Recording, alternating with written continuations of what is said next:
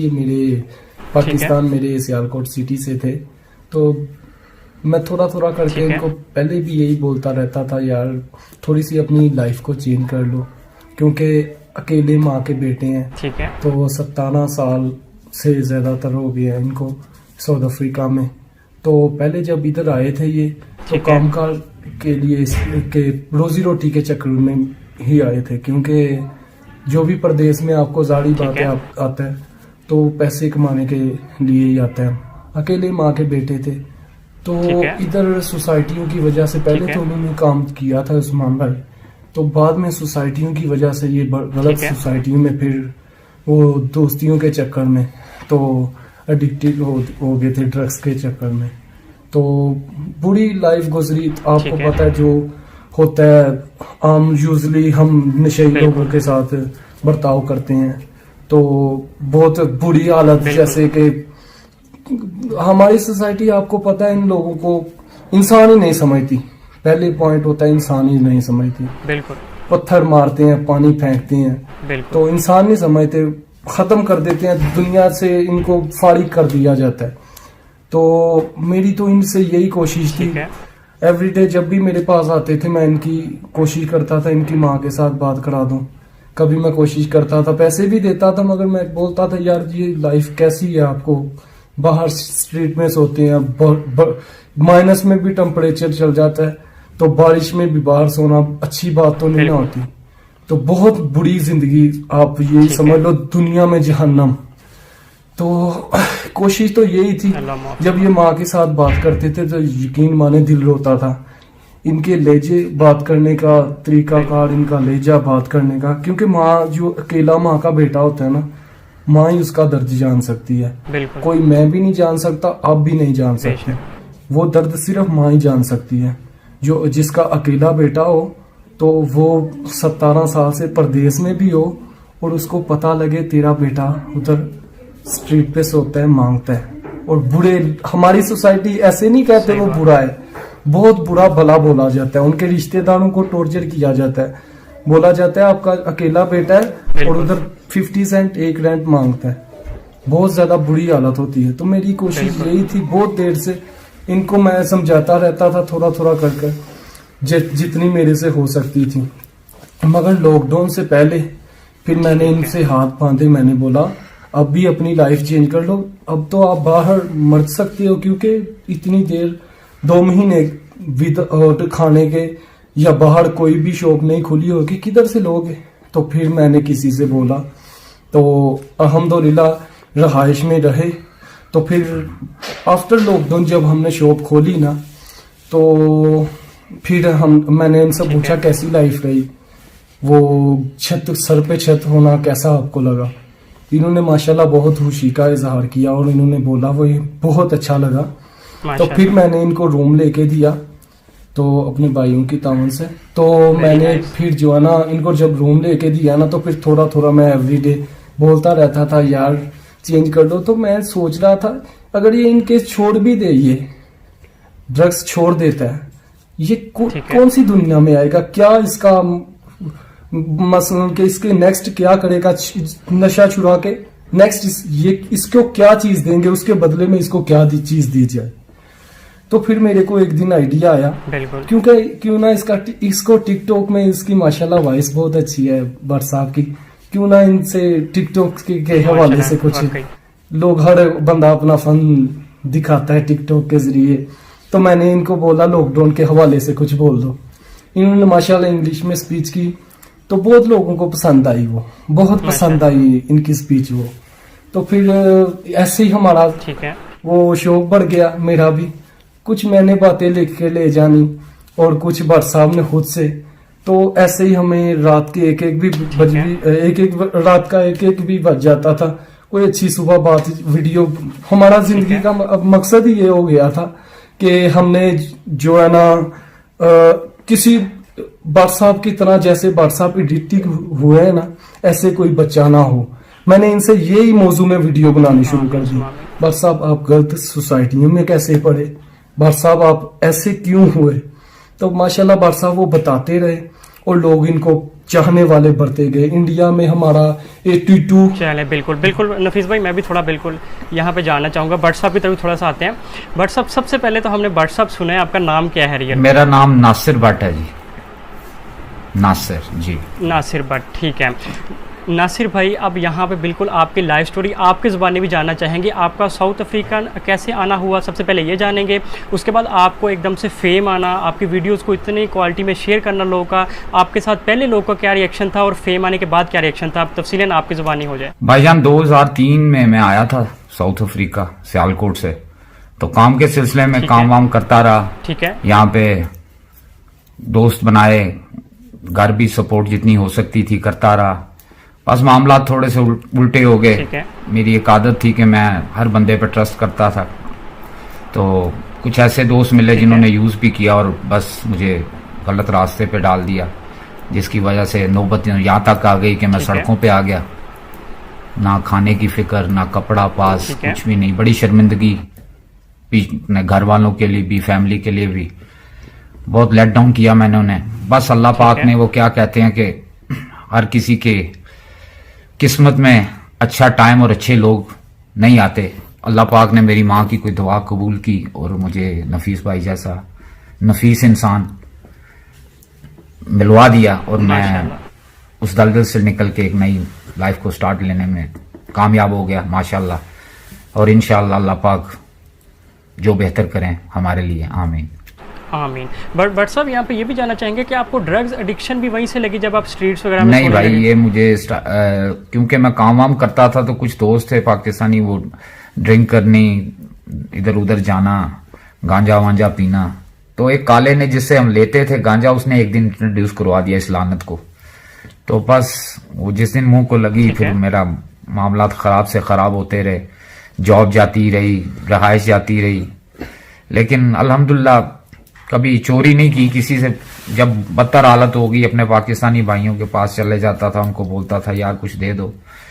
पता तो उनको चल गया मेरी हालत देख के, क्योंकि नाकस हालत और नशेई, समझ रहे हो आप, जब कंडीशन ही ऐसी हो।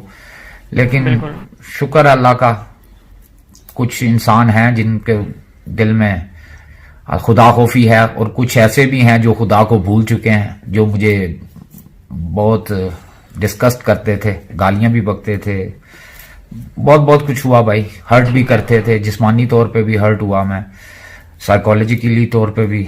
ये मामला बस काफी कर्ब से गुजरी जिंदगी मेरी जान।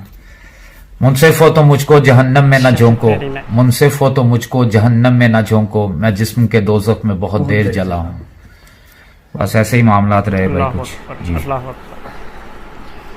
Very nice. अच्छा, बिल्कुल ये बात जानना चाहूँगा कि जो जिनका रिएक्शन आपसे पहला जो था, जैसे गालियाँ बकना और ये वो, जब आपको फेम आया तो उनमें से असरात आए कौन पॉजिटिव, कि वही लोग आपके साथ आके बैठ के खाना खा रहे हैं, सेल्फीज खिंचवा रहे हैं? एक तो फितरत है ना हम लोगों की, इंसान की फितरत है। जब चढ़ते सूरज को हम सलाम करने वाले लोग हैं, आज टाइम ही ऐसा है मेरी जान। वही लोग जो मुझे खाना खाते, खाना साइड पे रख देते थे, ओ भाई तू किधर आ गया, खाना खा लेते थे, बाद में आई हूँ, तू टाइम भी नहीं देखता, खाना खा रहे हैं, तू कहाँ आ गया। लेकिन वक़्त और अल्लाह की ज़ात जिस पे अपनी मेहरबानी करे, शफकत करे, रहमत करे, बस ऐसे ही मामलात हैं। आज वही लोग व्हाट्सअप करते हैं जो गाली से बगैर काम बात नहीं थे करते हैं मेरे साथ जी।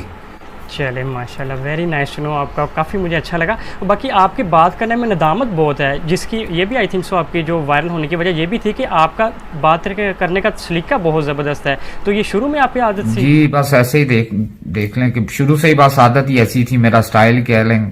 मैं बचपन में बस जवानी में शेर व शायरी का अदब से शौक लगाव था। लिखा तो नहीं कुछ खुद, लेकिन ठीक है, मुझे पढ़ने का, गज़लें सुनने का, अच्छे शायरों की बुक्स मैंने रीड किया, काफ़ी अच्छे शायरों को। तो फिर मिजाज भी ऐसा हो गया, और कुछ हालात फिर ऐसे गुजरे कि बस ठोकरें खा के नौबत यहाँ तक आ गई कि अब देख लें, अपने दिल का गुबार निकाल लेता हूँ टिकटॉक में। हाँ जी, चलिए ठीक है। बट साहब बिल्कुल ये थोड़ी सी एक बात जानना चाहूँगा कि जो आप बातें बोलते हैं, ये आपका अपना लाइफ का एक्सपीरियंस भी होता है? मतलब वो चीज़ें आपने खुद भी मोस्टली मेरा लाइफ एक्सपीरियंस ही है भाई जी। अच्छा, वेरी नाइस। चलो बिल्कुल नफीस भाई की तरफ फिर से वापस आते हैं।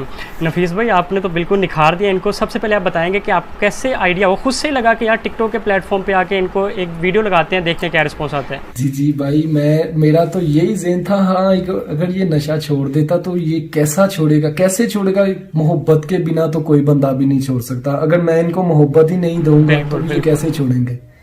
तो फिर मैंने इनके अंदर पहले अपने लिए मोहब्बत डाली। मैंने जिस प्लेट पे खुद खाया, मेरे भाइयों ने खाया, उसी पे इसने खाया, हमारे साथ खाया। पहले ये टॉपिक, पहले किसी को प्यार में लाना हो, प्यार में लाके ही किसी को चेंज कर सकते हैं। गालियों बक्के तो आप तो अपने छोटे बेटा हो या छोटा भाई हो, उसको जबरन तशद्दन तो किसी को आप ठीक नहीं कर सकते। तो मैंने इनके लिए हॉस्पिटल का भी इंतजाम किया था पीछा। तो जो है ना, उसकी ओवरडोज की वजह से, तो मेरी शायद पुरानी वीडियो में आप देखेंगे कहीं होगा जिक्र। तो जो है ना, वो उधर ओवरडोज होने की वजह से ये नहीं टिक पाए उधर। मैंने उस तरीके से बहुत कोशिश की थी, मगर फिर से मैंने इनको बोला भाई बर साहब अब आपने अपने तौर पे ही होना। मगर अल्हम्दुलिल्लाह बड़ा अल्लाह का शुक्र है, बड़ा अल्लाह का एहसान है, शायद मेरी माँ प्यो की दुआएं और मेरे बड़े भाइयों की दुआएं की वजह से, और शायद हमारे चाहने वालों की वजह से, क्योंकि आपकी दुआएं कह सकते हैं, क्योंकि माशाल्लाह अब सेहत भी ठीक हो रही है और काफी ज्यादा, क्योंकि तकरीबन काफी ज्यादा लोगों को मालूम है टिकटॉक के जरिए मेरी लाइफ स्टोरी का, भाई क्या हुआ मेरे साथ और मैं किन हालात में था और नफीस भाई ने मुझे किन हालात में लाए। सारा मोस्टली जो मुझे पुराने देखने वाले हैं, जो मेरे चाहने वाले हैं, वो जानते हैं मेरे मतलब। क्योंकि ठीक है बट साहब, बिल्कुल मैं ये चीज़ क्वेश्चन एक रेज करूंगा, सॉरी टू से, कि बट साहब बिल्कुल ये चीज़ मैं आपको बताता चलूं कि जो हम आपकी पहले वाली वीडियोस देखते थे, आपकी रफ कंडीशन, दाढ़ी बड़ी होना और ये सब, लेकिन अब तो माशाल्लाह आप काफ़ी हैंडसम जी अल्हम्दुलिल्लाह जी, अल्लाह पाक का शुक्र है। बस वो कह लें कि जो अंदर एक इंसान जो असली नासिर जो कहीं खो गया था नशों के अंधेरों में, उसको रोशनी दिखाई है मेरे भाई ने। अल्लाह इसे जिंदगी दे, अल्लाह इसको बस खुश रखे, आबाद रखे। ये बंदा जी भाई, बस यही इसको ही सारा क्रेडिट जाता है मेरे भाई। जी भाई, मेरी तो बस यही कोशिश रहेगी, जितनी इनके खानदान वालों ने इस फर्ज साहब की वजह से लोगों से बातें सुनी है या थोड़ा सा जो हार्ट हुए हैं, जो भी मामला हुए हैं, मेरी कोशिश यही है बस वही लोग वापिस जाके इनके घर वालों के, इनकी माँ को जाके बोले, इनकी बहनों को जाके बोले, हमारी बहनों को आपका भाई बहुत अच्छा है। इनकी माँ को बोले क्या बेटा है आपका, माशाल्लाह बात करता है तो पता लगे। मैं वो चीज वापिस लेके आना चाहता हूँ, क्योंकि मेरे को, मैं जानता हूँ एज ए नशेई इनके घर वालों ने कितनी तकलीफें इसकी वजह से फेस की होगी, इनके रिश्तेदारों ने कितनी चीजें फेस की होगी बर साहब की वजह से। मगर मैं वो रिस्पेक्ट, हाँ पिछला माजी तो अजाब माजी एक अजाब है यार, याद माजी अजाब है यार, छीन ले मुझसे हाफिजा मेरा, वो तो नहीं मैं लेके आ सकता, मगर कोशिश मैं पूरी कर सकता हूँ एज ए इंसान, एज ए मुसलमान, एज ए ब्रदर। मैं कोशिश पूरी कर सकता हूँ, क्योंकि वो टाइम वापस लेके आने की। चले थोड़े से जो सांसें बची हैं, वो माँ इनको मेरी तरह ऐसा फेस देखें, मेरी आखिरत संवर जाए बस, मेरी माँ राजी हो जाए बस, आखिरत संवर जाएगी तो मेरी दुनिया बन जाएगी बस। इंशाल्लाह। पैसा तो इंसान कमा लेता है बहुत ज्यादा दुनिया में, अयाशी भी कर लेता है, सब कुछ हो जाता है मेरी जान, लेकिन हकीकत क्या है, जिंदगी की हकीकत हम उसको भूल जाते हैं। दुनियावी मामला क्या शेर था, इन्होंने बोला हम मर गए तो सबको दफनाने की फिक्र होगी, किसी को कब्र तो किसी को ले जाने की फिक्र होगी, मेरा नाम पुकारा जाएगा मस्जिद के मीनारों में, कहीं देर ना हो जाए जनाजे की फिक्र होगी, पहले रोते थे मेरे मरने के अफसोस में, हम चले गए तो इनको खाने की फिक्र होगी, जूं ही शाम होगी परेशानी बढ़ जाएगी, कितने मेहमान आ गए उनको सुलाने की फिक्र होगी, फीके चावल बनाएंगे सब गोश्त बनाएंगे, सबको बरादरी में इज्जत बनाने की फिक्र होगी। हाँ जी, मामला तो कुछ दुनिया में ऐसे ही हैं भाई। जी दुनिया के मामला तो ऐसे ही है ना भाई, आपको पता है, आप हमसे बेहतर भी जानते होंगे। हम तो प्रदेश में हैं, हम प्रदेश में जब पाकिस्तान में जाते हैं ना, तो पैसा तो बहुत बनाया होता है, इज्जत भी बनाई होती है, मगर जब जाते हैं तो देखते हैं कुछ चेहरे वो नजर नहीं आते, वो कोई दोस्त नजर नहीं आते। ठीक है। तो फिर बंदा सोचता है लाइफ क्या क्या खो दिया और क्या पा लिया, फिर दुख होता है। पैसा तो बंदा कमा लेता है, ठीक है। मगर देखता ना जब वो फेस नहीं नजर आते, वो चेहरे नजर नहीं आते, तो फिर परदेश में। ठीक है।